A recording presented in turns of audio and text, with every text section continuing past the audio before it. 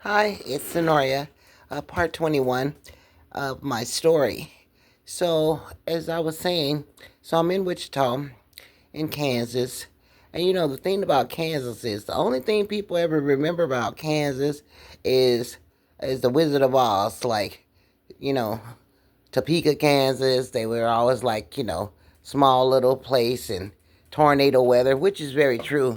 In Wichita, we have a lot of tornadoes, and you adjust to that because you have to have a cellar where you can go down into it and things like that. Because when them tornadoes hit them flatlands out there, boy, look here, they be tearing up stuff. So, um, long story short, back to the relationships. So, I was helping out my grandmother who was doing her works, and she had food bank, and so she would help out other families and stuff. And my grandmother was one of those people who had originally got that program started to um, food banks to be able to write a grant to be able to get services because she was a foster parent. So she was able to get food, and then she also was administrative in the church. So she had played her parts. So long story short, I happened to be over there. One day I was over there. She wanted me to come over and do some work. Like she'd have me do things like come over and, do the clothes and fold the kids' clothes. These is kids that she's fostering, and wasn't too many black foster parents back in that day, but she was one of them, and she wanted to help kids or whatever, try to keep them together. So I was wishing that I would have had someone like her when I was in trouble, when my kids went through foster care, but it didn't happen that way. Most of most of them were separated and they wasn't together, so they went through a lot of emotional distress because of the separation, not only from me but from each other.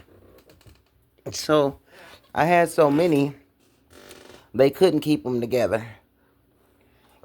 The houses only allowed them, some of them only had a slot for two or three, and so they couldn't put all five of them in no one house.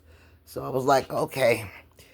Now, mind you, because number six belonged to my husband and I, so he wasn't going to go through that, and I wanted to make sure that he never, no matter what happened, he would never go through the system. That was the covenant and the vow I made with God, that that one wouldn't have to go. So I'm in Wichita, and I'm crying because I don't have my kids and I want them. I'm fighting the state of Colorado to try to get them, and they're steady telling me I'm not gonna get them. I have to go to parenting classes, and I gotta pay for that. I gotta take drug and alcohol tests. So I was smoking weed. Oh man, I used to puff puff pass. That was my luxury.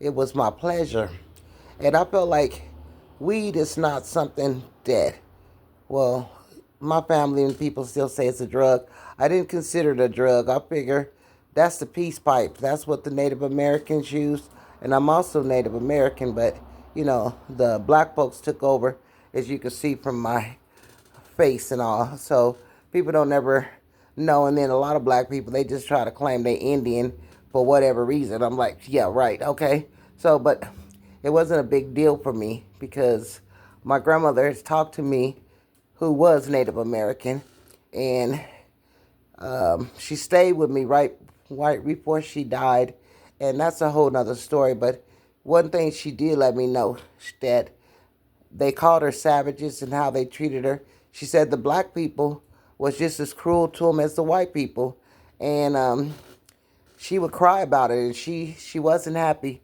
They would pull her hair and do stuff to her, and she said they had midwives back then, so a lot of them didn't even get on the rolls for the roll numbers because they were having children and they didn't want the people to know they had them, because then they was trying to take them or make them, enslave them and whatever. So there's a whole nother um, layer to this onion of life that I had to find out about, and it was very disapproving. But I want to stay on topic. So getting back to the relationships.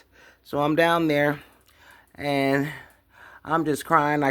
I'm trying to work it out with myself, but I couldn't because all I knew was my kids, and I knew my kids was waiting on me to come and get them and believing that I would come and get them. But my hands were tied, so I really didn't know. I just kept fighting the state, and every time they would put it off, maybe 6 months, another 6 months or a year before I could even go to court. So meanwhile, back at the ranch, the children are actually waiting on me to come and get them, wondering, is our mom gonna come and get us? And why she didn't come and get us yet? Now she's out. It was a long process, and I felt so bad. So anyway, I was crying so much I couldn't even work or do nothing. So they when I went to court, I exploded on the judge, and right then they knew I was eligible. So they ordered me to go to see a psychiatrist, and I felt like I don't need to see a psychiatrist. I need you to understand what I'm saying. You have something that belongs to me. They're my children. I didn't do anything to them for them to be there. You took control of a situation because of what I had done, what I've done, and it wasn't to them. It was in society. I paid for it. I went to prison for it. I did my 2 years. I'm out. I want my children. And they were determined not to give them to me. So that's when I started letting them know. I mean, I can't function without my children. That's all I know. I don't know how to do anything else but take care of them. And my children are wondering why I'm not getting them, and why they're hearing that I'm out, but I haven't came and got them. That has to make a child feel some type of way. So every time I would go to social services and they would give me visitation with the children, I would let them know I'm working on getting y'all. Don't ever let anybody tell you. As long as I'm breathing and I'm out here in this world, I'm working on it. It's not easy because they want to fight me, but I'm not going to let them adopt y'all out to nobody. And I told the people that was talking about adopting my children, that's not what you want to do. I'm their mom, and I will never, ever allow my kids just to go into a system with you or anybody else. I will always be a thorn in your side. I will always come for my child. I'm not going to let that go. I don't care how many kids I got. So that was that. Okay, here we go with my time again. Okay, I'm cutting off, and I will be back, and I will be going to part 21.